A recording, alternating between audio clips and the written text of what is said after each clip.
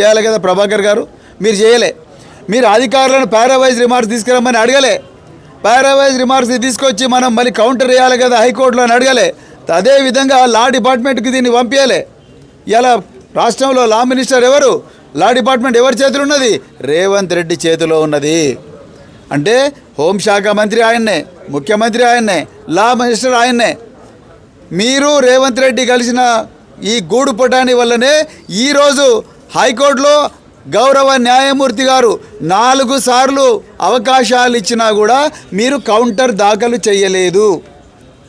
అడుక్కున్నాడు మీ additional advocate జనరల్ను. అయినా కూడా మీ additional advocate general కేసుకు 3 లక్షల రూపాయలు తీసుకుంటారు కదా అడ్వకేట్ జనరల్.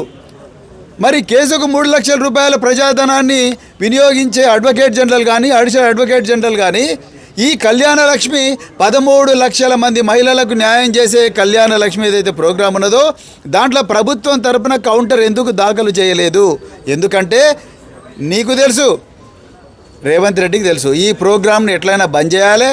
ఎందుకంటే దీనివల్ల కేసీఆర్ గారికి మంచి పేరు వచ్చింది. అదేవిధంగా మళ్ళీ ఇది మనం ఇచ్చినామంటే మళ్ళీ ఇది పోయి మా మహిళల దగ్గర పోవాలంటే మళ్ళీ మా తులం బంగారం ఎక్కడుందని అడుగుతారు. మనం 2023లో తులం బంగారం ఇస్తామన్నాం కదా, ఈ తులం బంగారం ఎక్కడ అమ్మాయిలు అడుగుతారు. కాబట్టి గత 9 నెలల నుంచి ఈ ప్రోగ్రామ్ను బంద్ చేసిండ్రు.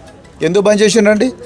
ప్రభుత్వమే, భారత ప్రభుత్వం, వరల్డ్ బ్యాంకే ఇది బెస్ట్ స్కీము, డీబీటీ కింద డైరెక్ట్ బెనిఫిట్ ట్రాన్స్ఫర్ స్కీమ్ కింద బెస్ట్ స్కీమ్. ఇది ఇట్లా కరప్షన్కు తావులేదు. ఎందుకంటే పెళ్లి పత్రిక చూస్తారు, ఆధార్ కార్డు చూస్తారు, అడ్రస్ చూస్తారు, బర్త్ సర్టిఫికేట్ చూస్తారు, ఇంకేం కావాలండి మీకు? పెళ్లి ఫోటోలు కూడా చూస్తారు. డైరెక్ట్ పెళ్లి పందిర్లోకి పోయి మా కంచర్ల భూపాల్ రెడ్డి గారు, నోముల భగత్ గారు, మరెందరో ఎమ్మెల్యేలు పోయి డైరెక్ట్ పెళ్లి మండపంలోనే, కళ్యాణ మండపంలోనే కళ్యాణ లక్ష్మి చెక్కులు ఇచ్చిన చరిత్ర భారత రాష్ట్ర సమితికి ఉన్నది.